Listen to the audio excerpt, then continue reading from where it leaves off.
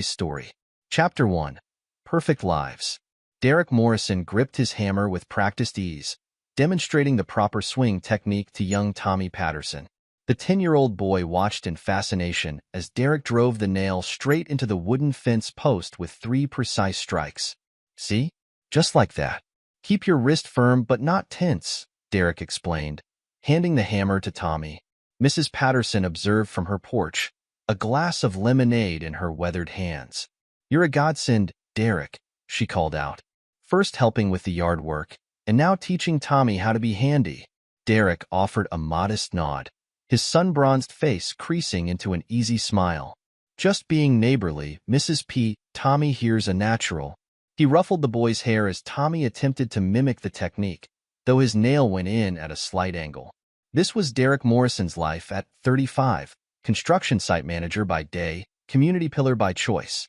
The neighbors saw what he wanted them to see: a dedicated family man who lived in a comfortable 3-bedroom house in suburban Connecticut, married 12 years to Melissa, fathered of 5-year-old twins Emma and Ethan. "Daddy!" Twin voices pierced the afternoon air. Emma and Ethan came bounding across the lawn, their mother Melissa following at a more measured pace. Derek caught them both in his arms, their combined weight barely registering against his solid frame. "How was the doctor's visit?" he asked, directing the question to Melissa while maintaining his grip on the squirming twins. Melissa's green eyes sparkled as she approached. "Clean bill of health for both of them. Though Dr. Crawford says Emma's getting tall for her age."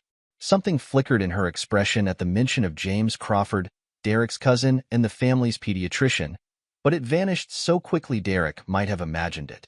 "Uncle James gave us stickers," Ethan announced, proudly displaying a cartoon dinosaur on his shirt. Derek's jaw tightened imperceptibly. "That's great, buddy. Why don't you two help Tommy with the fence? Show him how strong Morrison kids are." As the children gathered around the fence post, Melissa touched Derek's arm. "James asked if we're coming to the family dinner next weekend. Your aunt's making her famous pot roast. Wouldn't miss it," Derek replied, though his tone carried an undercurrent that Melissa missed, or chose to ignore. Later that evening, after the twins were asleep, Derek sat in his home office reviewing construction plans. Photos lined the walls: his wedding day, the twins' birth, countless family moments. His eyes lingered on a particular image: himself at 14, standing beside his mother at his high school graduation. His father's absence in the photo spoke volumes. The memory surfaced unbidden.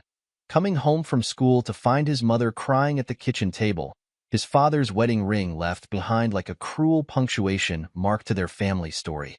The man had chosen alcohol over his family, disappearing without a word of goodbye. Derek's phone buzzed with a text from his cousin James. "Great seeing the kids today. Emma's definitely got the Crawford height genes." Derek's fingers tightened around the phone. James Crawford, the golden child of the family. While Derek had worked construction jobs to put himself through college, James had coasted through medical school on his parents' wealth. Now he was the successful pediatrician, the pride of the family, the man who had everything, including, though Derek didn't know it yet, secret visits with his wife. A knock at the office door interrupted his thoughts. Melissa entered, wearing the silk robe he'd given her for Christmas. "Coming to bed?" "Soon," he replied, setting aside the phone. "Just finishing up these plans for the Madison Heights project." Melissa moved behind his chair, her hands resting on his shoulders. "You work too hard. Somebody has to." The words came out sharper than intended, carrying the weight of years of family comparison. "Derek." Melissa's hands stilled. "You know your aunt and uncle are proud of you too, right? Not everyone has to be a doctor." Derek stood, dislodging her hands. "I need to check on the twins." He paused in the doorway of the twins' room, watching their peaceful sleep. Ethan had kicked off his covers again, his hazel eyes moving beneath closed lids as he dreamed. Those eyes, so like James's family, a detail that had nagged at Derek's subconscious for 5 years. The next morning, Derek arrived early at the Madison Heights construction site. His crew respected him, not for his words, but for his actions. He'd earned their loyalty by working alongside them, sharing their challenges, understanding their struggles. "Boss," Mike Martinez called out, waving him over to inspect a foundation issue. Something's not right with these measurements. Derek examined the plans, his mind momentarily distracted from family matters. This was his element, concrete problems with concrete solutions. No hidden agendas, no family politics, just the honest work of building something real. Good catch, Mike. Get Rodriguez and Chun on this. We need to adjust these support beams before we pour. The day passed in a blur of decisions, calculations, and problem-solving. Derek was in his truck, heading home, when his phone rang. James's number flashed on the screen. Derek, glad I caught you. Listen, I'm thinking of organizing a surprise birthday party for Aunt Sarah next month. Thought you and Melissa could help plan it. Derek's grip tightened on the steering wheel. Sure, sounds great. Though Melissa's better at that kind of thing than I am. She certainly is. James's tone carried a hint of something that made Derek's instincts flare. I'll give her a call to discuss details. No need. I'll tell her tonight. A pause. Right, of course. Well, give my love to the twins. Derek ended the call, his mind racing. Why did James need to call Melissa directly? Why did every conversation about his wife make James's voice change slightly? At home, the twins greeted him with their usual enthusiasm. Daddy, we learned about dinosaurs today, Emma announced, showing him a drawing of what might have been a T-Rex. That's amazing, sweetheart. Those teeth look very scary. Melissa appeared in the kitchen doorway, phone in hand. James just called about Aunt Sarah's party. I know. He called me too. Derek studied her face, looking for something. A reaction, a tell, any sign that would confirm or dismiss his growing suspicions. Oh, Melissa turned back to the kitchen too quickly. I'll start dinner then. That night, Derek lay awake, listening to Melissa's steady breathing beside him. His mind wandered to college, where he'd first introduced her to James.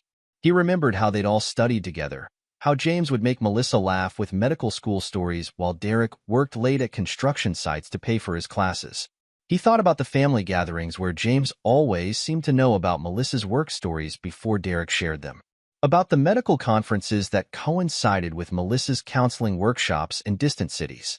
About the twins' hazel eyes, so different from his own blue ones or Melissa's green. Derek Morrison had learned from his father's abandonment that trust was earned, not given.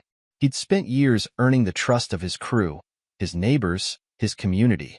But as he lay there in the dark, he realized that the two people he trusted most might have been betraying that trust all along.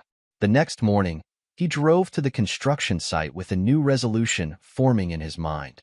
If Melissa and James were hiding something, he would find out.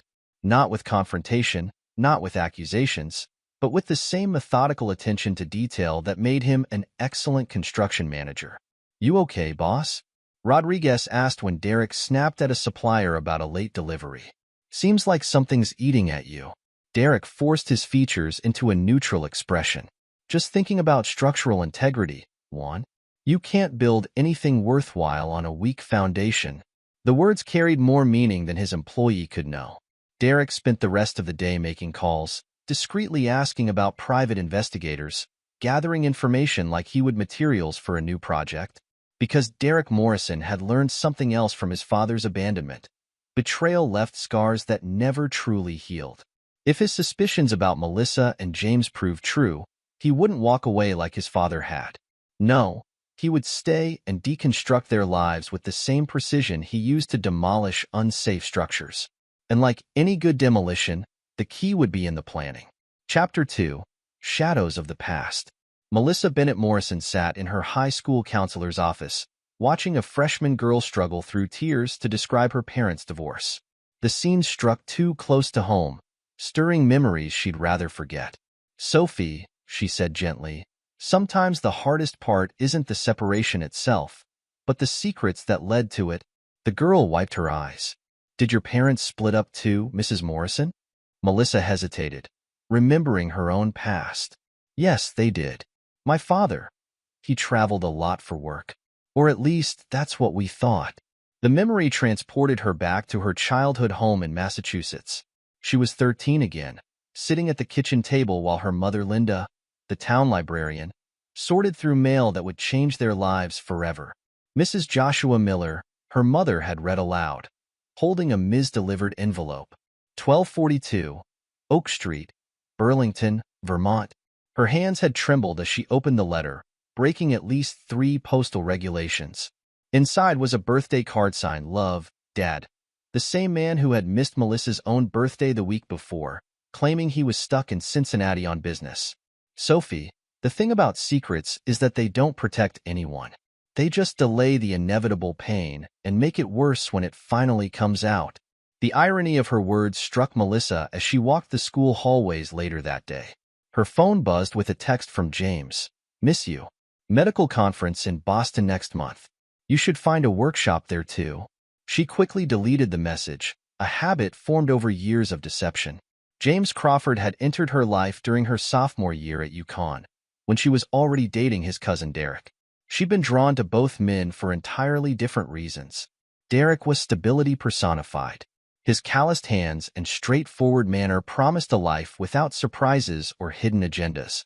James offered something else: intellectual stimulation, sophisticated conversation, and a dangerous attraction she couldn't seem to shake. The affair hadn't started right away. For years, it was just lingering glances and charged conversations at family gatherings. Then came that medical conference in Chicago, 7 years into her marriage. She'd run into James at the hotel bar, and one drink had led to another, and then Melissa's office phone rang, interrupting her thoughts. "Mrs. Morrison? Emma's in the nurse's office with a headache. Could you come down?" She found her daughter curled up on the nurse's cot, hazel eyes bright with fever. Those eyes, James's eyes, though Derek had never made the connection. Or had he? Sometimes she caught him staring at the twins with an unreadable expression. "Come on, sweetheart," she murmured, gathering Emma in her arms. "Let's get you home." As she drove, Emma dozed in the back seat. Melissa's mind wandered to the day the twins were born. Derek had been so proud, but there had been questions about the eyes. His mother had mentioned that hazel eyes didn't run in their family, and Melissa had quickly changed the subject. At home, she tucked Emma into bed and called Derek. "Everything okay?" His voice carried that subtle concern that always made guilt twist in her stomach. "Emma's running a fever.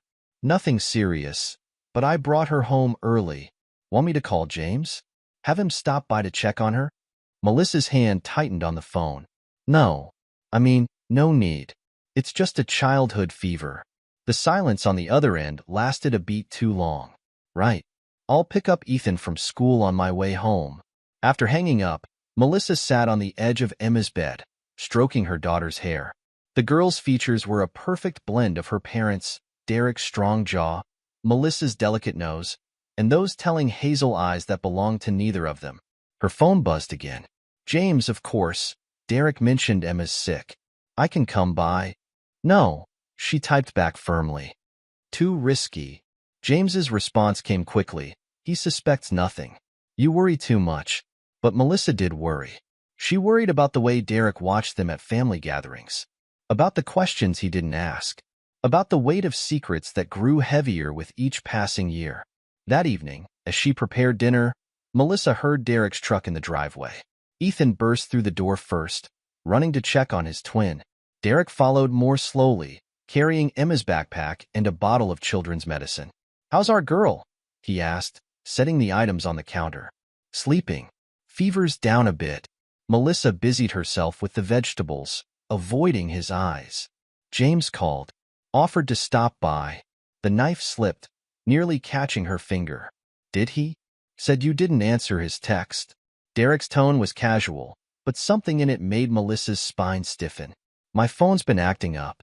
Battery issues." Derek hummed noncommittally and headed upstairs to check on Emma. Melissa leaned against the counter, breathing deeply.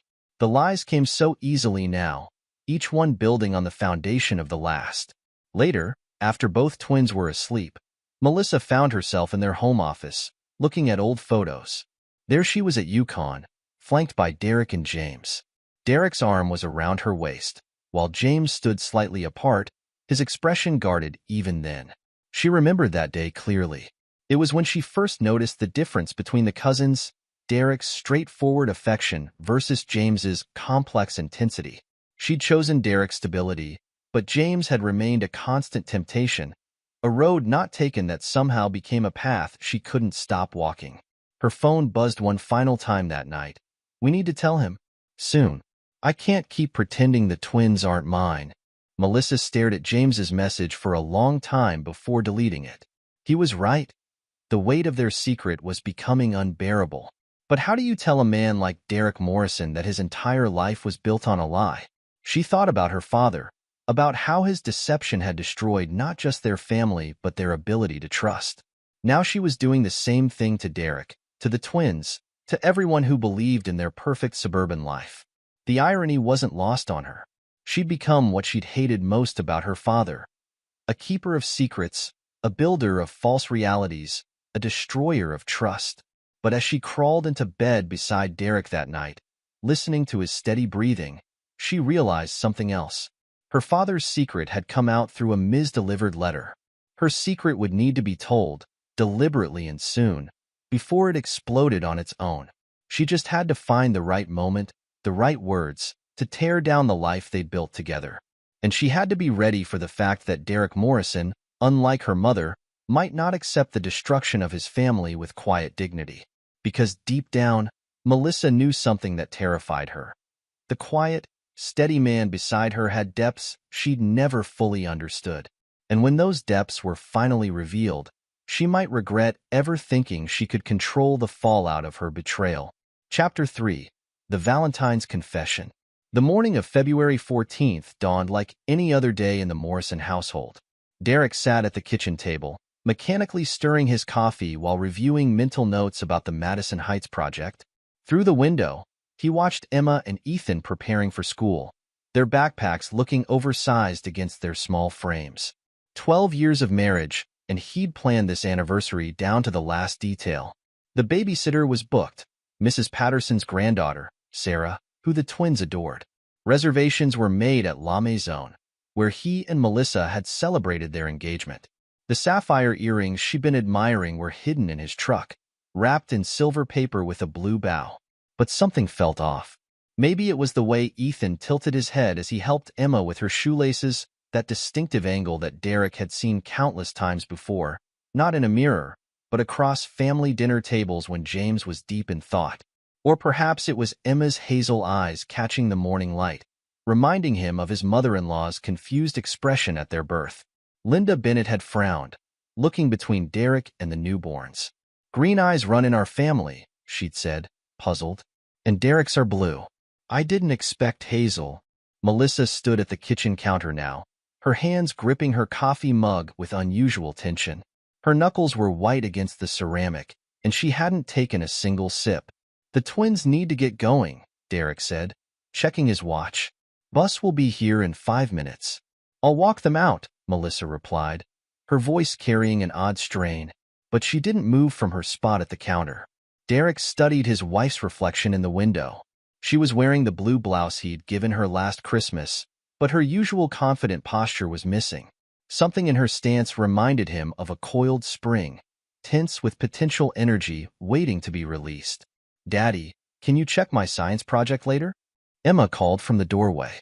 "I want to make sure it's perfect for tomorrow's presentation." "Of course, princess." Derek managed to smile, though his instincts were screaming that something was terribly wrong. "Have a great day at school, both of you." The twins hurried out, their excited chatter fading as they headed for the bus stop. Derek watched them until they disappeared from view, an inexplicable urge telling him to memorize every detail of their morning routine. "Honey," Melissa's voice cut through the silence. Derek turned to face her, noting how her hands trembled slightly as she set down her untouched coffee. "I need to tell you something." The kitchen seemed to shrink around them. Derek's construction manager instincts kicked in, the same ones that could spot a structural weakness before it became catastrophic. "What is it?" Melissa's lips curved into what might have been intended as a gentle smile, but came across as almost cruel. "Your cousin James and I have been secret lovers since college. The twins are his." The words hung in the air like toxic fumes. Derek's coffee spoon clinked against the ceramic as he set it down with deliberate precision. 5 years of ignored instincts, of suppressed doubts, of gaslight suspicions crystallized in that moment. "Would you like to be their godfather?" Melissa added, the question carrying a bizarre mix of cruelty and attempted humor. Derek's mind flashed through 1,000 moments. James's lingering presence at family gatherings, Melissa's convenient business trips that aligned with his medical conferences, the twins' particular mannerisms that he'd forced himself to overlook. How long have you rehearsed that line? His voice emerged soft, almost curious. The Godfather bit. Was that James's idea of a joke? Melissa's composure cracked slightly. This wasn't the reaction she'd expected. No shouting, no broken dishes, no dramatic scenes. Just that terrible, focused calm that reminded her of a predator assessing its prey. I thought you deserved to know the truth, she attempted, her voice wavering. I'm tired of living a lie. No, Derek said, standing up slowly. You're tired of James being your dirty secret. There's a difference. He walked to the door, each step measured and deliberate. You know what's interesting, Melissa? I've been managing construction sites for 15 years. Want to know what I learned? She stared at him, confusion replacing her earlier certainty. The most dangerous part of demolition isn't the explosion. It's the careful planning that comes first. He picked up his truck keys from the counter. You and James taught me about careful planning, didn't you? 12 years worth. Derek walked out, leaving Melissa standing in their kitchen, her triumphant confession turning to ash in her mouth as she realized she might have just lit a fuse she couldn't extinguish. In his truck, Derek sat motionless for several minutes. The sapphire earrings in their silver-wrapped box seemed to mock him from the glove compartment. He pulled out his phone, canceled the dinner reservations, and sent a text to Mrs. Patterson's granddaughter apologizing for the last-minute change of plans. Then he made a call to the one person who had never betrayed his trust. Tank? It's Derek. I need a favor. A big one. The drive to the Rusty Nail would take 30 minutes, plenty of time to begin planning the systematic dismantling of everything Melissa and James held dear. Because if there was one thing Derek Morrison understood better than anyone, it was how to tear down a structure without leaving any evidence of sabotage. The Valentine's Day confession hadn't just ended his marriage. It had awakened something in Derek that Melissa and James would soon learn to fear. Not through violence or dramatic confrontations, but through the meticulous execution of a plan that would destroy them as thoroughly as they had destroyed his trust. The perfect suburban facade had cracked, revealing the rot beneath. Now it was time to demolish it all and make sure everyone involved in the deception paid their fair share of the cost. Derek Morrison, the man who built things for a living, was about to show his wife and cousin exactly how much damage a controlled demolition could do. Chapter 4. Allies and Enemies. The Rusty Nail's neon sign buzzed in the late morning quiet as Derek pulled into the empty parking lot. He gripped his steering wheel, knuckles white, before stepping out into the crisp February air. The bar's front door opened before he reached it, Michael "Tank" Thompson's massive frame filling the doorway. Tank took one look at Derek's face and turned to the handful of regular customers nursing their beers. We're closing early, folks. Family emergency. The regulars knew better than to argue with Tank. They shuffled out, leaving their half-finished drinks and crumpled bills on the bar top. Tank locked the door behind them, flipping the sign to closed with practiced efficiency. Sit, Tank commanded, moving behind the bar. He pulled out a bottle of 18-year-old scotch he reserved for serious conversations. Talk. Derek accepted the glass, but didn't drink. Melissa confessed this morning. She's been sleeping with James since college. Claims the twins are his. Tank's hand stilled on the bottle. At 6'4" and built like the military vehicle that earned him his nickname, Tank rarely showed surprise. But now his dark eyes widened slightly before narrowing to dangerous slits. Your cousin James? The doctor? The golden boy himself? Derek's voice carried no emotion, but his fingers tightened around the glass. She told me on Valentine's Day. Called it her gift of truth. Tank set the bottle down with deliberate care. What do you need? I need someone who can dig deep without leaving traces. Someone who won't back down when James's family starts throwing money around. Derek finally took a sip of scotch. The Crawfords have connections everywhere. This needs to be handled professionally. Tank pulled out his phone, scrolling through contacts. I know someone. Rachel Martinez. Former cop turned PI. Specializes in cases like yours, Has a particular hatred for cheaters after her ex-husband pulled something similar. Can she handle pressure? She's taken down judges and politicians. The Crawfords won't scare her. Tank pressed call, putting the phone on speaker. Rachel? Got a minute? I have someone you need to meet. Rachel Martinez arrived 40 minutes later, her black SUV pulling up next to Derek's truck. She wasn't what Derek expected. Medium height, athletic build, with sharp features and calculating brown eyes that seemed to catalog everything they saw. Tank filled me in on the basics, she said, sliding onto a bar stool. But I need details. All of them. Start with when you first suspected something was wrong. Derek recounted everything. The coinciding business trips, the subtle changes in Melissa's behavior, the twins' hazel eyes that had nagged at his conscience for 5 years. Rachel took notes in a small black notebook, her handwriting quick and precise. The Crawfords, she said when he finished. Tell me about their influence. Old money, older connections. They donated the East Wing of St. Mary's Hospital. James's father plays golf with half the hospital board. His mother chairs 3 charitable foundations. Rachel's pen paused. That's good. Good. Tank interjected. People with power leave paper trails. They make enemies. They get comfortable. Rachel closed her notebook. I'll start with James's medical practice. A doctor who sleeps with his cousin's wife probably isn't too ethical in other areas either. How much? Derek asked. Rachel named her fee. It was substantial, but less than Derek expected. I don't gouge clients going through hell, she explained. But I do require complete honesty. No surprises halfway through that could derail the investigation. You'll have it. One more thing. Rachel's expression hardened. I'm not here to help you break laws or hurt people physically. I build cases that destroy them legally and professionally. Are we clear? Derek met her gaze. Crystal, I don't want them hurt. I want them ruined. As if on cue, Derek's phone buzzed.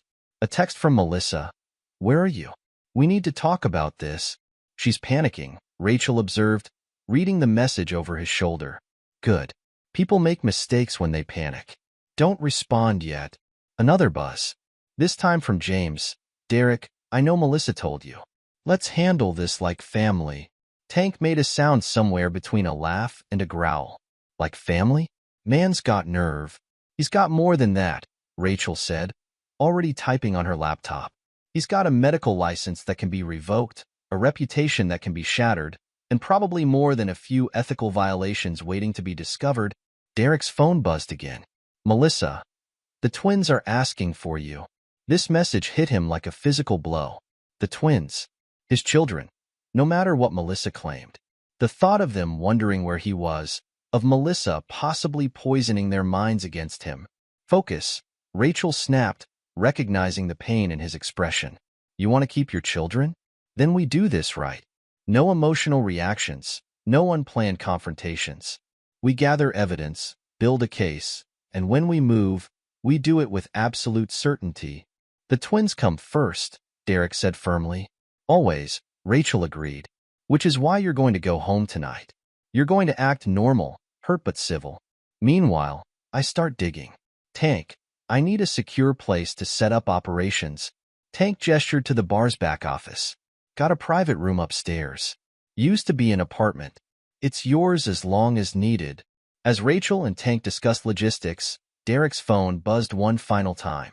A group text from James to several family members, praying for Derek and Melissa during this difficult time. Family counseling might help. Rachel grabbed Derek's wrist before he could throw the phone. That's perfect. He's already spinning the narrative, trying to make you look unstable. Let him. The bigger the lie, the harder they fall when the truth comes out. Derek forced his fingers to relax. How long? To build a solid case? A few weeks, maybe months. To destroy them completely? Rachel's smile held no warmth. As long as it takes to do it right. Tank poured another round. To justice. To patience, Rachel corrected. And to making sure they never see it coming. The rest of the day passed in a blur of planning and preparation. Rachel set up her equipment in Tank's upstairs room, creating a command center for what she called Operation Demolition, a nod to Derek's profession that made him appreciate her attention to detail. By evening, they had the beginnings of a strategy. Derek would return home, playing the part of a hurt but reasonable husband. Rachel would begin her investigation, focusing first on James's medical practice and prescription records. Tank would activate his network of contacts, particularly those from his military days who knew how to gather information discreetly. One last thing, Rachel said as Derek prepared to leave. No matter what Melissa or James say, no matter what rumors start circulating, you maintain absolute control. That's how we win this. Not with quick revenge, but with complete destruction of everything they've built their lives on. Derek nodded, understanding perfectly. He'd spent his career learning how to tear down structures safely and effectively. Now he would apply those same principles to dismantling the carefully constructed lies that had shaped the last 12 years of his life. As he drove home, he composed a simple text to Melissa. "We'll talk tomorrow. Staying at Tank's tonight. Kiss the twins for me." Let her think he needed time to process. Let her believe she had the upper hand. Derek Morrison had learned patience from years of construction work. Sometimes you had to wait for the right moment, the right conditions, before bringing everything crashing down. Chapter 5. The Game Changes. Rachel Martinez sat in her makeshift office above the rusty nail, surrounded by monitors displaying medical records, bank statements, and surveillance photos. 2 weeks had passed since Derek's Valentine's Day revelation, and what she'd uncovered made her blood boil. She dialed Tank's private line. "Get Derek here. Now." 20 minutes later, Derek walked in, carrying a folder of his own. The Crawfords' lawyer reached out. They're offering a settlement, joint custody, generous alimony, agreement to keep everything private. Rachel snorted. "Of course they are. Sit down. You need to see this." She pulled up a medical record on her main screen. "Meet James Crawford, circa 2016. 3 years before your twins were born, he was diagnosed with severe oligospermia, a condition that makes it virtually impossible for him to father children." Derek leaned forward, scanning the document. Could it be temporary? That's where it gets interesting. Rachel clicked through several more records. "I had my contact at the fertility clinic dig deeper. James has known about this condition since college. It's genetic, permanent, and he's been treating it unsuccessfully for years." The implications hit Derek like a hammer blow. "So when Melissa said..." She lied. Rachel's voice held cold certainty. "Not just to you, but probably to James too. The twins can't be his, medically impossible. But we need to be certain.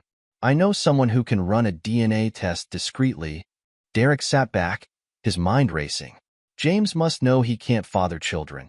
Why would he go along with Melissa's lie? Power. Rachel pulled up another file.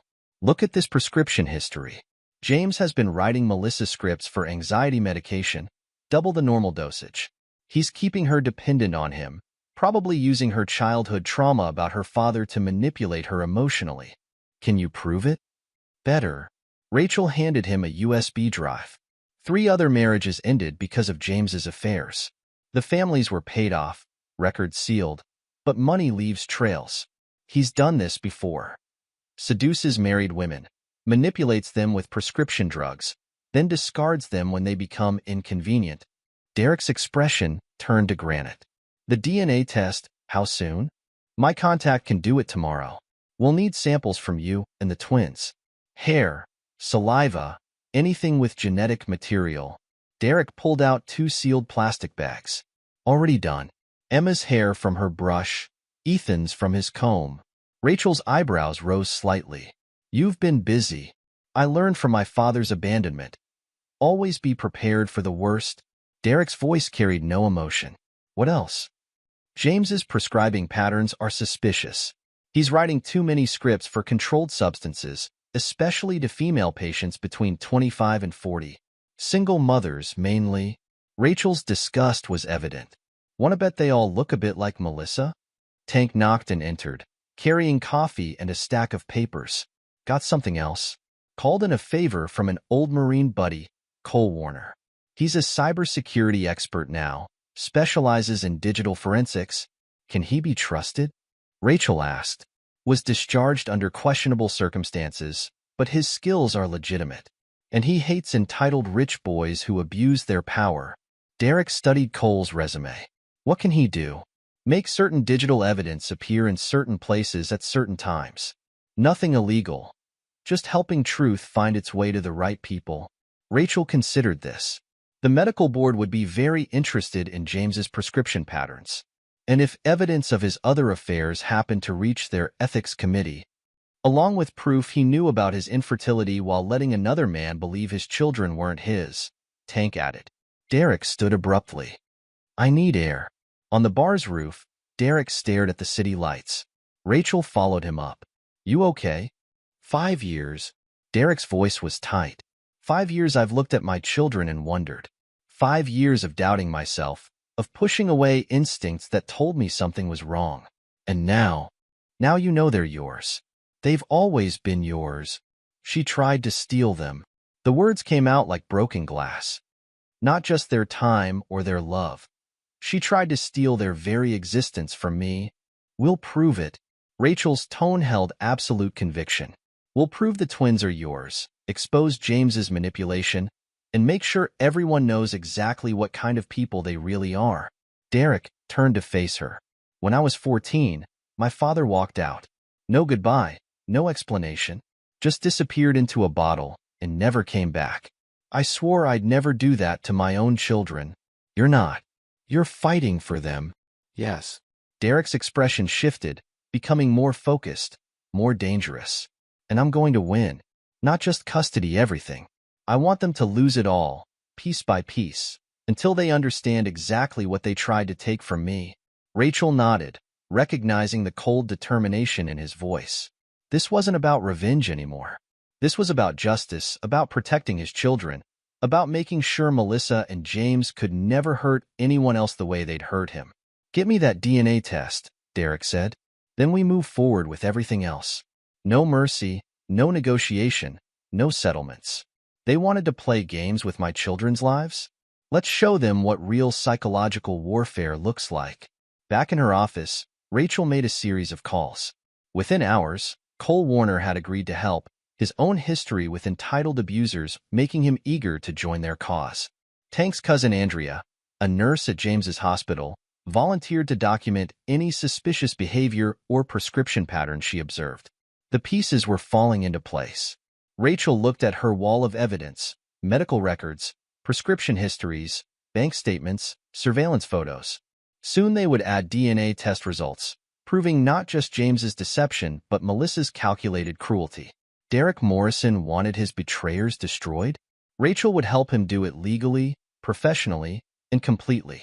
Because some crimes weren't just about breaking laws, they were about breaking trust, breaking families, breaking lives. And those crimes deserved a special kind of punishment. Chapter 6. Collateral Damage. The custody battle erupted like a controlled explosion, sending shockwaves through the Morrison and Crawford families. Melissa's lawyer, a shark in an expensive suit paid for by the Crawfords, painted Derek as unstable and potentially violent. Character witnesses appeared as if by magic, claiming to have seen him lose his temper at construction sites. Derek sat in the courtroom, his face impassive as a former subcontractor testified about an alleged incident 2 years ago. He threatened to throw me off the scaffolding, the man claimed, conveniently forgetting to mention he'd been fired for stealing materials. Rachel, sitting beside Derek, passed him a note. 3 of their witnesses have connections to Crawford family businesses. They're desperate. Anonymous tips began reaching the family court judge, suggesting Derek had gambling problems, anger issues, a hidden drinking problem like his father. The Crawfords' influence cast long shadows, but Derek refused to fight back. Not yet. Instead, he focused on the twins. He never missed a visitation, arrived precisely on time for pickups and drop-offs, and remained the stable, loving father they needed. Emma and Ethan, now aware something was wrong between their parents, clung to his reliability like a lifeline. Daddy, Emma asked during one visitation, her small voice serious, why do we have to see Uncle James so much now? Derek maintained his composure, though his hands tightened on the steering wheel. What do you mean, princess? He comes over lots. Mommy says he's helping her through a difficult time. Emma's nose wrinkled. But he makes her take pills that make her sleepy. Ethan, always more observant than his age suggested, added, Mommy seems scared when he visits. She pretends to smile, but her hands shake. Derek recorded these conversations carefully, following Rachel's instructions to document everything. The twins' observations, innocent but telling, painted a picture of manipulation and control that would prove valuable later. Meanwhile, Catherine Bennett, Melissa's sister, watched the proceedings with growing unease. She'd never approved of Derek, considering him too working class for her sister. But something about James's constant presence at Melissa's house bothered her. He's helping her through the separation, Melissa insisted when Catherine questioned her. The medication is just to help me sleep. Catherine, a pharmacist by training, borrowed one of Melissa's prescription bottles while her sister was in the shower. The dosage made her blood run cold. She called Rachel Martinez that evening. This is twice the recommended amount for someone Melissa's size. And the refill frequency. He's keeping her sedated. Rachel's voice was carefully neutral. Would you be willing to make a statement about that? I need to check something first. Catherine spent the next week reviewing Melissa's medical history, which she had access to as her sister's emergency contact. What she found horrified her. James had been steadily increasing Melissa's dosage for years, using her childhood trauma about their father as justification in his notes. He's been gaslighting her, Catherine explained to Rachel during a private meeting at the Rusty Nail, making her doubt her own memories, her own judgment. The notes show he's been linking her anxiety about Derek to our father's abandonment. Rachel pushed a legal pad across the table. Write it all down. Times, dates, dosages. We'll need it for both the custody case and the medical board. Catherine hesitated. Melissa's my sister, and right now, she's being manipulated by a man who's done this before. 3 times at least. Rachel pulled out files on James's previous victims. All women from good families, all prescribed increasing doses of anxiety medication, all convinced their husbands were like their fathers. Catherine's hands shook as she read the files. Oh God, Melissa, I should have seen it sooner. You're seeing it now. That's what matters. As Catherine documented James's manipulation of her sister, Derek faced his own battles in family court. The Crawfords' lawyer, Richard Pembroke, presented a motion to restrict Derek's access to the twins. Your Honor, Pembroke argued, his voice dripping concern, Mr. Morrison's behavior has become increasingly erratic. We have witnesses. Objection, Derek's lawyer interrupted. These alleged witnesses all have financial ties to the Crawford family. The judge, a no-nonsense woman named Gloria Chun, studied the documentation. Mr. Pembroke, I find it interesting that these incidents were never reported at the time they supposedly occurred. Your Honor, the witnesses feared retaliation. From a man with no history of violence? Judge Chin's gaze was sharp. A man who coaches Little League and volunteers in his community? The same man who, according to these visitation reports, has never been late or missed a single scheduled time with his children. Pembroke faltered slightly. We have concerns about his mental state. What you have, Judge Chin cut in, is a series of convenient testimonies from people who owe their livelihoods to the Crawford family. Motion denied. Outside the courtroom, Tank waited with news. Cole found something in James's private email server. You need to see this. In Rachel's office, Cole Warner displayed his findings on multiple screens. He's been documenting everything, Cole explained, his fingers flying over the keyboard. Every manipulation, every increased dosage, every lie he told Melissa about Derek. He's proud of it. Derek read the emails with growing rage. James had systematically isolated Melissa, using her therapy sessions to plant doubts about Derek, comparing him to their father until Melissa couldn't tell the difference between her childhood trauma and her present reality. There's more, Cole said quietly. He's doing the same thing to other patients. Single mothers, mostly. All with histories of paternal abandonment. Rachel began copying the emails to secure drives. This is exactly what we need. But we have to time it right. The DNA test results come back tomorrow, Tank reminded them. Derek nodded, his expression carved from stone. Then we wait. Let them think they're winning. Let them get comfortable. Catherine called that evening. Melissa's asking questions about her medication. James increased her dosage again, but she's starting to resist. Good, Rachel said. putting the call on speaker. The more she questions him, the more likely he is to make mistakes.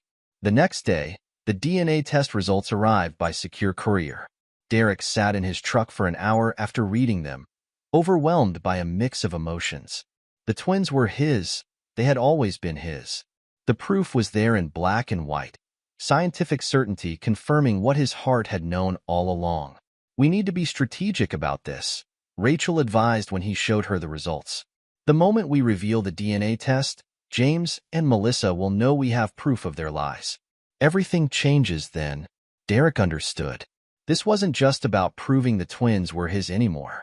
It was about exposing the full scope of James's manipulation, about protecting not just his children but potentially dozens of other families from a predator who used his medical license as a weapon.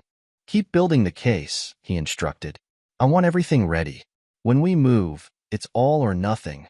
Catherine continued monitoring Melissa, reporting subtle changes in her sister's behavior as the fog of medication began to lift. The twins, sensitive to the shifting dynamics, asked more questions about James's constant presence. "Mommy cries when she thinks we're sleeping," Emma told Derek during a weekend visit. "Uncle James says it's because you're making her sad, but that doesn't feel right." Ethan, always more direct, added, "We don't like him, Dad. He tries to act like you, but it's fake." Derek recorded everything, building a journal of the twins' observations and concerns. Each entry strengthened their case, proving the children's growing discomfort with James's presence in their lives. The Crawfords continued their pressure campaign, using their influence to try to force Derek into a quiet settlement. They offered money, threatened his construction contracts, even attempted to have his business licenses reviewed. But Derek Morrison had learned patience from years of construction work. He knew that sometimes the most crucial part of demolition was waiting for the right moment, when all the supports had been weakened and a single, well-placed blow would bring everything crashing down. Rachel's investigation continued revealing darker patterns in James's behavior. Tank's network of contacts uncovered more victims, more families destroyed by his manipulation. Cole's digital forensics painted a picture of calculated predation spanning years. And through it all, Derek remained focused on his children, never missing a visit, never showing the rage that burned inside him. Because he understood something fundamental about destruction. The most effective demolitions looked like accidents from the outside. The pieces were in place. The evidence was gathered. The DNA test results proved not just his paternity but James's calculated deception. All that remained was timing the detonation for maximum effect. "You ready for this?" Rachel asked as they reviewed their strategy one final time. Derek thought about his children, about Melissa's drug-addled confusion, about all the other families James had destroyed. "They tried to take my children using lies," he said quietly. "Now we'll take everything from them using truth." The game had changed, but Derek Morrison had changed with it. He wasn't just fighting for custody anymore. He was fighting to expose a predator, to protect his children from manipulation, to free his wife from psychological abuse. And he would win, because he had something James and the Crawfords didn't understand. The absolute, unshakable patience of a man who built things for a living. He knew that the most dangerous part of any demolition wasn't the explosion itself, but the careful, methodical preparation that came before. The Crawfords thought money and influence could protect them. They were about to learn that some men, when betrayed, didn't seek revenge, they sought justice. And justice, when properly engineered, was more devastating than any act of vengeance could ever be. Chapter 7. The Setup. Derek Morrison sat in Rachel Martinez's command center above the Rusty Nail, studying the wall of evidence they'd assembled over the past months. Tank stood by the window, his massive frame blocking most of the afternoon light, while Cole Warner's fingers danced across 3 keyboards simultaneously. "The medical board received our anonymous tip package this morning," Rachel announced, hanging up her phone. "They're launching a formal investigation into James's prescription practices." Cole spun in his chair. "I've planted digital breadcrumbs linking him to at least 7 other cases of patient exploitation. Each trail leads to verifiable evidence." "How's he responding?" Derek asked, his voice carrying no emotion. "Exactly as predicted," Tank replied. "Called his father, who called 3 board members. They're trying to bury it." Good. Derek's lips curved slightly. The harder they push, the more suspicious it looks. Andrea Thompson, Tank's cousin and a nurse at James's hospital, knocked and entered. She carried a thick folder of documentation. You need to see this. James is getting sloppy. Started writing prescriptions for patients who don't exist. Rachel took the folder, scanning its contents. Panic makes people stupid. He's creating a paper trail we couldn't have fabricated better ourselves. Derek stood, moving to the evidence wall. 8 months had passed since Melissa's Valentine's Day confession. 8 months of gathering proof, building cases, and watching James Crawford's carefully constructed world begin to crack. The Crawfords increased their donations to the hospital, Andrea reported. $3 million to the pediatric wing last week. Transparent, Rachel scoffed. They're practically announcing their guilt. How's Melissa? Tank asked carefully. Derek's expression remained neutral. Catherine reports she's starting to resist the medication. Asks questions James can't answer. He responded by trying to increase her dosage again, which we documented, Cole added, pulling up surveillance photos. Got him on camera pressuring 3 different pharmacists to fill questionable prescriptions. The plan was working perfectly. Each move James made to protect himself only dug him deeper. The Crawford family's attempts to shield their golden boy had become a spotlight illuminating his crimes. Andrea, Derek turned to the nurse. You've documented everything at the hospital? By the book. She patted the folder. Each violation, each questionable decision, all properly reported through official channels. James thinks his father's influence will protect him, so he's not even trying to hide it anymore. Rachel's phone buzzed. The medical board wants to interview former patients. I've got 3 of his previous victims ready to testify. Will they hold up under pressure? Tank asked. They're not afraid anymore. Rachel's smile was predatory. The Crawfords' money can't compete with rage. Derek moved to Cole's workstation. Show me the digital trail. Cole pulled up multiple screens of data, beautiful in its simplicity. Each piece of evidence appears to come from a different source.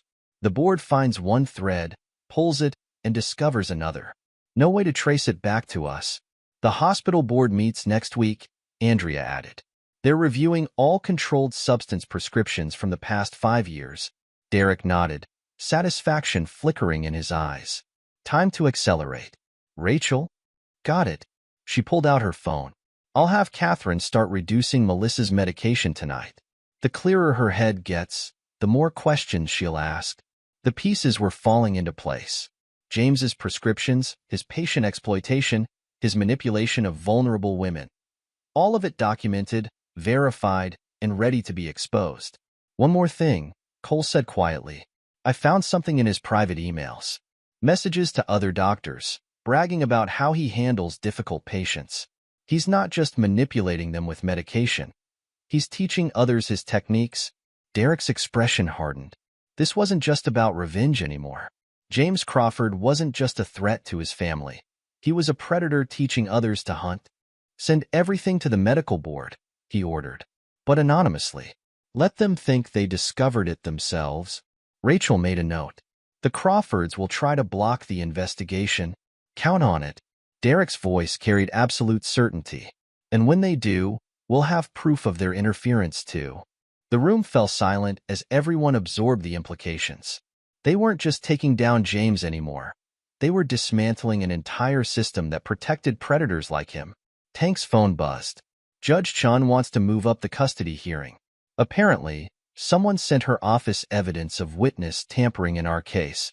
Cole raised his hand slightly. Oops. Perfect timing, Rachel said.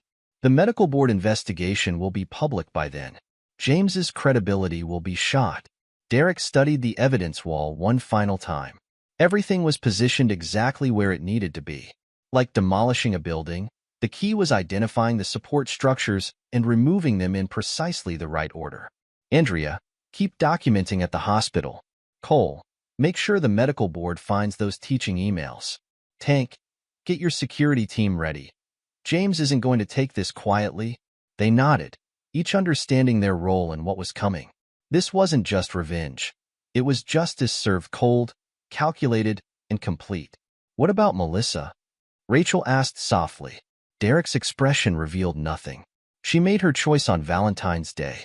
Now she gets to live with the consequences. As his team dispersed to their tasks, Derek remained in the command center, studying the evidence of James's crimes. Soon, the man who had everything would have nothing. The family that had protected him would watch their reputation crumble. And Melissa would understand exactly what she had tried to steal from him. Because Derek Morrison didn't believe in forgiveness. Not for betrayal, not for manipulation, not for trying to take his children. He believed in consequences, in justice, and in making sure that those who crossed him learned never to make that mistake again. Chapter 8. Breaking Point. Melissa Morrison stared at the bottle of pills in her hand, reading the label for the 20th time. The dosage numbers didn't make sense anymore. Nothing had made sense since Catherine had started asking questions about her medication. "You don't need this much, Mel," Catherine had said, showing her medical reference books. "These doses, they're for severe cases, terminal patients. You're being overdrugged." Melissa had dismissed her sister's concerns at first, trusting in James's medical expertise. But as Catherine helped her gradually reduce the medication, fog began lifting from her mind. The twins sat at her kitchen table, doing homework. Emma's hazel eyes she'd used to hurt Derek, focused intently on her math problems. Ethan's familiar head tilt, so like his father's, reminded her of the lies she'd told. "Mom?" Ethan's voice cut through her thoughts. "Why does Uncle James come over so much?" The question hit her like physical pain. "He's helping me through a difficult time, sweetie. But you seem scared when he's here," Emma observed, her child's perception cutting straight to truth. "You shake a lot." Melissa set the pill bottle down. When had her children become afraid for her? When had James's presence started feeling less like support and more like surveillance? Her phone buzzed. James, of course. "Coming by later. Don't forget your evening dose." The message made her nauseous. Catherine's words echoed in her head. "He's controlling you, Mel. Just like Dad controlled Mom with his lies." A knock at the door made her jump. Catherine entered without waiting for a response, carrying a thick folder. "The twins need to go upstairs," Catherine said firmly. "But we're not finished," Emma started to protest. "Now, please." Catherine's tone left no room for argument. Once the children were out of earshot, she spread documents across the kitchen table. "You need to see this." Melissa stared at medical records, prescription histories, email printouts. Her own case wasn't unique. There were others, women James had helped through difficult times, women whose medications increased until they could barely function without him. "He's been doing this for years," Catherine explained, her voice tight with anger, "using his position to manipulate vulnerable women. And you? You were his perfect target. Childhood trauma, trust issues from Dad, a stable marriage he could destroy." "No." Melissa shook her head. "James loves me. He's been helping me." "By drugging you into compliance? By making you doubt your own memory?" Catherine pulled out more documents. "Look at your prescription history. Each time you started questioning things, he increased your dosage. Each time you talked about telling Derek the truth, he convinced you to wait." The evidence was undeniable. Email after email showed James discussing his treatment methods with other doctors, bragging about how he kept difficult patients under control. "The twins," Melissa whispered. "I told Derek they were James's. Why did I do that?" "Because James convinced you to." Catherine's voice softened slightly. "He used your medication to make you suggestible, then used Dad's abandonment to make you doubt Derek. Classic manipulation." Melissa's hands began to shake. I should take my pill." "No." Catherine moved the bottle out of reach. "You need to think clearly. For once in your life, Mel, you need to see what's really happening." The fog in Melissa's mind began to lift further, bringing with it horrifying clarity. She remembered James's subtle suggestions, his constant comparisons between Derek and their father, his insistence that the twins would be safer with him. "Oh God," she breathed. "The twins. I tried to take Derek's children. His own children." "You're not the first," Catherine said grimly. "James has done this before. 3 other families, at least. But you're going to be the last." Melissa's phone buzzed again. "James, don't forget your medication. I'll bring more when I visit." The message that once would have brought comfort now filled her with dread. He'll be here soon. Good. Catherine gathered the documents. Because you're going to tell him you're done. You're going to tell him you know what he's been doing. He won't let me go, Melissa whispered. He'll say I'm having an episode, that I need more medication. Let him try. Catherine's smile was fierce. Because this time, you're not alone. And Derek? He's been building a case that will destroy James completely. Upstairs, the twins whispered together in Emma's room. Dad needs to know about the pills, Ethan said firmly. Emma nodded, already reaching for the phone they shared for emergencies. He said to call if anything felt wrong. Derek answered on the first ring.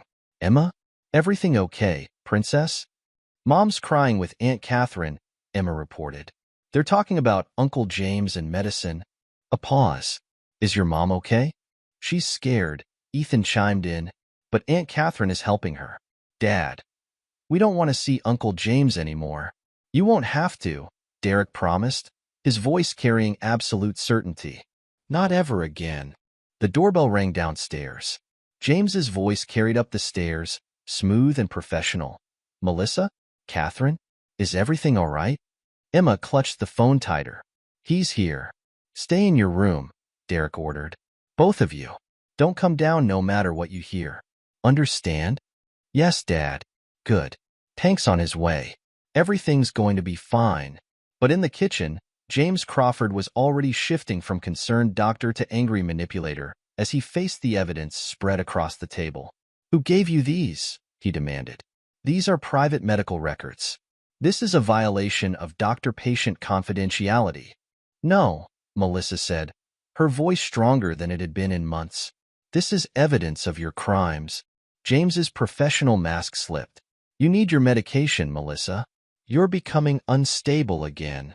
The only thing making her unstable is your pills, Catherine snapped. James took a step toward them, but froze at the sound of heavy footsteps on the porch. Tank Thompson filled the doorway, his military training evident in his stance. Everything okay in here, ladies?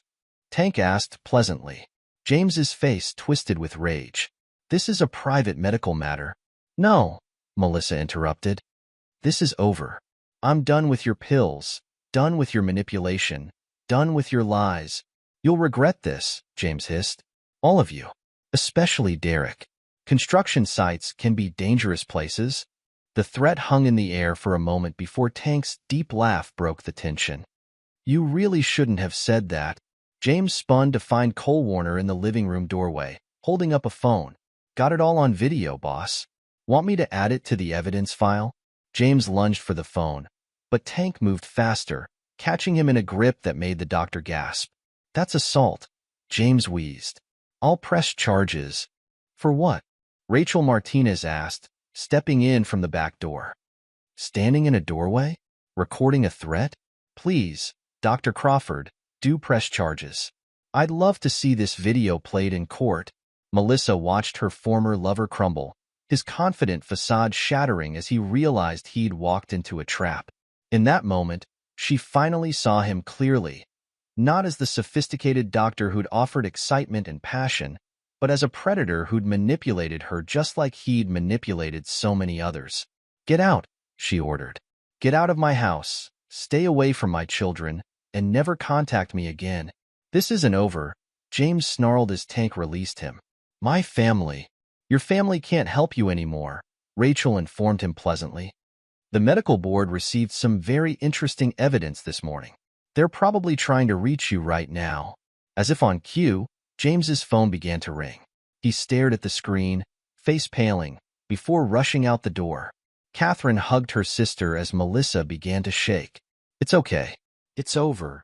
No, Melissa whispered, thinking of Derek, of the twins, of the lives she'd helped James destroy. It's not over. It's just beginning. Upstairs, Emma and Ethan huddled together, listening to the adults below. Dad knew, Emma said softly. He knew Uncle James was bad. Ethan nodded. Dad always knows. That's why he made us promise to call if anything felt wrong. They didn't understand everything that was happening, but they understood enough. Their father had protected them, even when they didn't know they needed protection. In his truck outside, Derek listened to Cole's recording of James's threat. The final piece had fallen into place. Now nothing could stop what was coming, because Derek Morrison had learned something his wife and cousin had forgotten. The most dangerous men weren't the ones who made threats. They were the ones who waited patiently, building their case piece by piece, until victory was absolutely certain. Chapter 9. Justice Served. The State Medical Board hearing room hummed with tension as James Crawford faced the panel of his peers. 8 months had passed since his confrontation at Melissa's house. 8 months of mounting evidence and crumbling defenses. Dr. Crawford, the board chairman began, "We've reviewed the evidence regarding your prescription practices. Would you care to explain why you prescribed anxiety medication at double the recommended dosage to multiple female patients?" James straightened his tie, reaching for his usual confident smile. Each case was unique. My patients required specialized care. Like Melissa Morrison? A board member interrupted, holding up a file. Your cousin's wife, whom you deliberately over-medicated while engaging in an affair with her. That's a personal matter. 3 other marriages, another member cut in. All ended after you began treating the wives. All involving similar prescription patterns. The Crawford family lawyers shifted uncomfortably as more evidence was presented. Each attempt to explain away one incident only revealed 3 more. James's father, watching from the gallery, grew paler with each new revelation. Derek sat in the back row, Rachel beside him, watching justice unfold. They hadn't attended previous hearings, letting the evidence speak for itself. But today was different. Today was the end. Dr. Crawford, the chairman continued, we've also received evidence that you've been teaching these techniques to other doctors, encouraging them to use medication as a means of control. Objection. James's lawyer jumped up. These emails were obtained illegally. They were obtained through official channels during our investigation, the chairman corrected, along with evidence that your family attempted to obstruct that investigation through donations and political pressure. The gallery murmured as James Crawford's professional mask finally cracked. His hands gripped the podium, knuckles white with strain. I helped those women, he insisted, voice rising. They came to me broken, desperate, and you broke them further, a board member finished, using their trauma to make them dependent on you and your prescriptions. The chairman shuffled his papers. This board has heard enough. Dr. James Crawford, we find you guilty of professional misconduct, prescription fraud, and patient exploitation. Your medical license is hereby revoked, effective immediately. James spun toward his family's lawyers. Appeal it. They can't. Additionally, the chairman continued, we are forwarding our findings to the district attorney's office for potential criminal charges. The Crawfords' carefully constructed protection crumbled in real time. Their money couldn't buy silence anymore. Their influence couldn't hide the truth. Their golden boy stood exposed as a predator who had used his medical license as a weapon. But Derek wasn't done. The custody hearing came next, with Judge Chun presiding. The courtroom fell silent as Derek's lawyer presented the final piece of evidence, the DNA test results alongside James's fertility records. Your Honor, the lawyer began, we can prove that Dr. Crawford has known since college that he cannot father children. Yet he participated in a cruel deception, allowing my client to believe his own children weren't his. Melissa, sitting at the defendant's table, began to shake. The weeks of reduced medication had cleared her mind, forcing her to face what she'd done. Mrs. Morrison, Judge Chin addressed her directly, would you care to explain why you told your husband the twins weren't his, when medical records proved Dr. Crawford couldn't have fathered them? Melissa's voice cracked. James convinced me it would hurt Derek more. He said Derek deserved to suffer like my father made my mother suffer, while prescribing you double doses of anxiety medication to keep you compliant, the judge finished. Derek took the stand next. His voice remained steady as he described the Valentine's Day confession, the months of gathering evidence, the systematic dismantling of James's manipulation. You tried to steal my children, he said, looking directly at Melissa. Not just their time or their love. You tried to steal their very existence from me. The courtroom absorbed his words. Even Melissa's lawyer had no defense for the calculated cruelty of her deception. Judge Chin's ruling was unequivocal. Full custody is awarded to Derek Morrison. Mrs. Morrison, I strongly suggest you seek treatment for your medication dependency and psychological manipulation. But Derek had saved his most devastating move for last. At the annual family Christmas gathering, 9 months after Melissa's confession, he stood to make a toast. The Crawford family watched nervously as he connected his phone to the room's video system. I learned something important this year, Derek began. About family, about trust, and about justice. The video began playing. James's threats at Melissa's house. Email evidence of patient exploitation. Testimony from other families he'd destroyed. The Crawford family's attempts to obstruct justice. Finally, Melissa's confession about the lies they'd told about the twins. The mighty Crawfords watched their reputation disintegrate. James, already stripped of his license and facing criminal charges, had fled the country that morning. But Derek had anticipated that too. Interesting thing about international banking, he commented as the video ended. The FBI takes a keen interest in doctors who flee justice with suspicious amounts of money. James's father stood up, face red with rage. You planned this? All of it? No, Derek corrected calmly. You did this. You raised a son who thought money could cover any crime. You taught him he was untouchable. Today, you learn otherwise. The family gathering dissolved into chaos as phones began buzzing with news alerts. James's overseas accounts had been frozen. Federal investigators were opening cases into the family's financial dealings. Their carefully constructed dynasty began collapsing under the weight of their own corruption. Months later, Derek sat in his backyard, watching the twins play. Rachel Martinez, who had become more than just an investigator during their long campaign for justice, handed him a coffee. James was arrested in Singapore, she reported.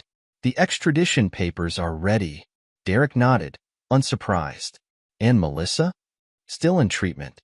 Catherine says she's making progress, finally dealing with her childhood trauma without James's manipulation. The twins ran over, excited about something they'd found in the garden. Derek listened to their chatter, marveling at how resilient children could be. They understood more than adults gave them credit for. They'd known something was wrong with James long before the adults had proven it. Dad, Emma said suddenly, are you and Rachel getting married? Derek glanced at Rachel, who tried to hide her smile. Maybe someday, Princess. Right now, we're just happy being together. Good, Ethan declared. She doesn't make you sad like Mom did. Rachel squeezed Derek's hand as the twins ran back to their game. She understood his trust issues, had helped him heal while they worked together to expose James's crimes. Their relationship had grown slowly, built on respect and honesty rather than manipulation and lies. The neighborhood still knew Derek as the guy who helped Mrs. Patterson with her yard work and coached Little League. But now they also knew him as the man who had dismantled a corrupt family dynasty to protect his children. His quiet strength had become legendary, not for violence or revenge, but for the ruthless efficiency with which he had delivered justice. The twins grew up understanding 3 essential truths. Their father loved them unconditionally, actions had consequences, and sometimes the quietest men were the most dangerous when betrayed. They learned that true strength wasn't about money or influence, but about standing firm against injustice, no matter how long it took to make things right. As for Derek Morrison, he kept his promises. He remained the steady, reliable man his community trusted, but anyone who looked closely could see the steel beneath his calm exterior. He had proven that a man who built things for a living could, when necessary, tear down empires with the same patient, methodical skill. The Crawfords' influence faded. James faced criminal charges. Melissa worked on healing. But Derek emerged stronger, surrounded by people who understood that loyalty wasn't about blood ties or social status, but about standing together against those who would abuse trust for their own gain. In the end, Derek's revenge hadn't come through violence or dramatic confrontations. It had come through the patient accumulation of evidence, the careful building of cases, and the absolute certainty that justice, when properly engineered, was more devastating than any act of vengeance could ever be. Epilogue. 10 years later, Derek Morrison stood at the edge of his company's newest construction site, now CEO of Morrison Construction Group, one of Connecticut's largest development firms.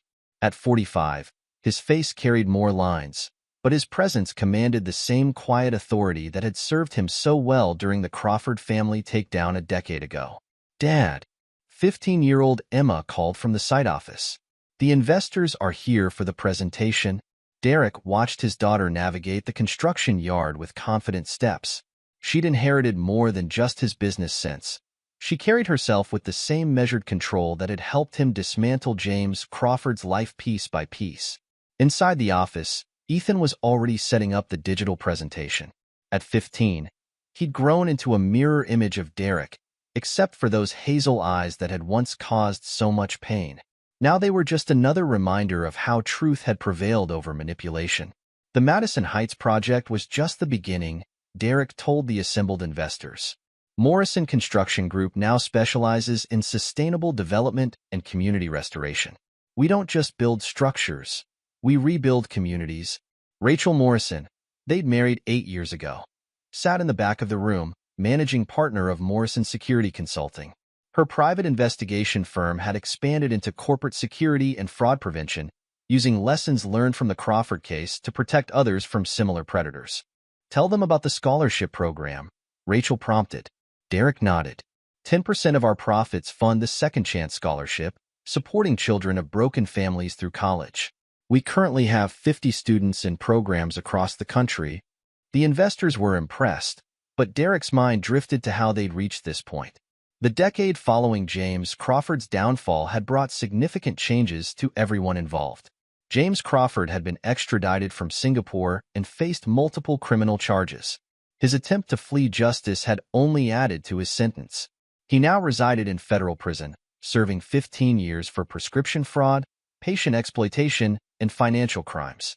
His once perfect reputation lay in ruins, his medical license permanently revoked. His name became synonymous with professional misconduct in medical ethics classes. The Crawford family never recovered their social standing. Their financial empire crumbled under federal investigation, revealing decades of corruption and cover-ups. James's father died 3 years ago, a bitter man watching his dynasty collapse. His mother lived in reduced circumstances. Her charitable foundations disbanded after investigations revealed they were used for money laundering. Melissa had taken a different path. After 2 years of intensive therapy and rehabilitation, she'd faced her demons without James's manipulation or chemical dependencies. Catherine had stood by her sister through the recovery process, helping her rebuild her life from scratch. "The twins are presenting their science project today," Rachel mentioned as the investors left. "Melissa will be there." Derek nodded. Over the years, Melissa had earned limited visitation rights through consistent therapy and genuine remorse. She'd never remarried, instead focusing on counseling other victims of psychological manipulation. Her relationship with the twins was complicated but healing. "How's she doing?"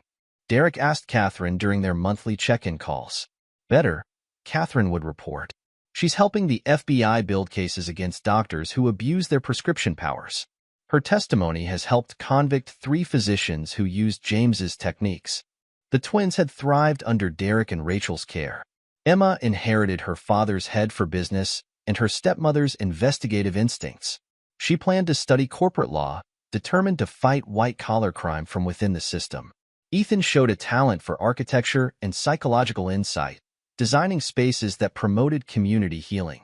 Tank Thompson had expanded the Rusty Nail into a successful chain of veteran-owned bars, each serving as a safe haven for people rebuilding their lives. The original location's upstairs room, where they'd planned James's downfall, became a meeting space for support groups helping victims of psychological abuse. Cole Warner turned his cybersecurity skills legitimate, founding a consulting firm that specialized in exposing professional misconduct and fraud. He and Derek often collaborated, their companies working together to protect others from experiencing similar betrayals. Andrea Thompson, Tank's cousin, rose to become chief of nursing at St. Mary's Hospital, the same hospital the Crawfords once controlled. She implemented strict oversight of prescription practices and created a support system for staff to report suspicious behavior without fear of retaliation. The annual block party tradition continued, though its meaning had evolved. The neighborhood still knew Derek as someone who helped Mrs. Patterson's grandkids with yard work and coached local sports teams. But they also knew him as a man who had exposed corruption and created opportunities for others to rebuild their lives. "Remember when you first helped me with the fence?" Tommy Patterson, now in college on a Morrison scholarship, asked during a summer break. "You taught me more than just hammering nails that day." Derek's relationship with Rachel had deepened over the years, their shared experience in exposing James's crimes creating an unshakable bond. They understood each other's trust issues and worked together to help others heal from betrayal. "You never gave up," Rachel said one evening, watching the twins do homework. "Not on justice, not on your children, not on the possibility of trust." Their marriage worked because they'd built it on truth and transparency, learning from the mistakes and manipulations they'd exposed in others. The twins found in Rachel a stepmother who respected their relationship with Melissa while providing stable, unwavering support. The Morrison home became a gathering place for their extended family of allies. Tank's booming laugh mixed with Cole's tech jokes while Catherine shared updates on Melissa's progress. Andrea brought news from the hospital, where James's case was now taught as a cautionary tale in medical ethics. Derek's construction empire grew not through corruption like the Crawfords, but through genuine community investment. Each project included affordable housing units and support services for families in crisis. The company's motto, "Building Stronger Foundations," referred to more than just construction. "You changed more than just our lives," Catherine told him during one family gathering. "You changed the whole system, made it harder for people like James to prey on vulnerable patients." The legal precedents from James's case strengthened regulations on prescription practices and doctor-patient relationships. Medical boards across the country adopted stricter oversight measures. The Crawford scandal became a watershed moment in medical ethics reform. Emma and Ethan grew up understanding power and responsibility in ways their peers didn't. They saw how their father had used his intelligence and resources not for revenge, but for systematic change that protected others. "Dad," Emma asked one evening, "do you ever regret not just punching Uncle James that Valentine's Day?" Derek's response shaped their understanding of true strength. "Violence is quick, but changes nothing. Real power comes from having the patience to dismantle injustice piece by piece, leaving something better in its place." The twins' academic achievements reflected their unique upbringing. Emma's research papers on corporate accountability won national awards.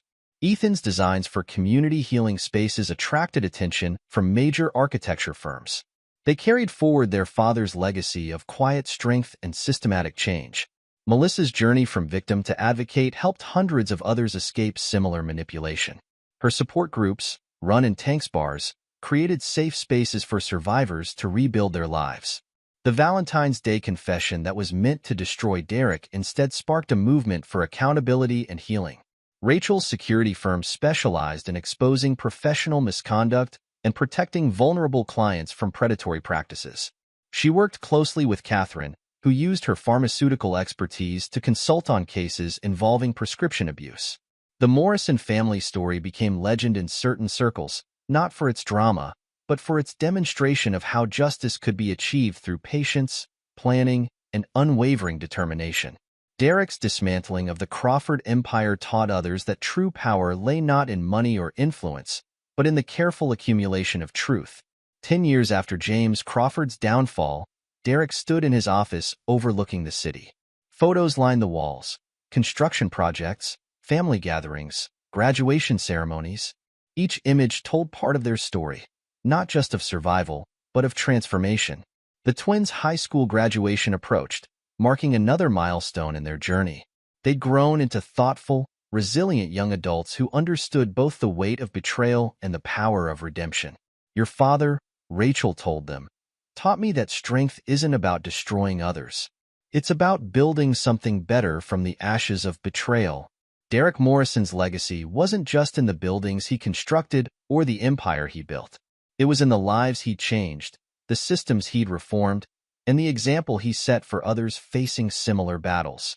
The quiet construction manager who had systematically dismantled a corrupt dynasty proved that justice, when properly engineered, could create foundations for healing and growth.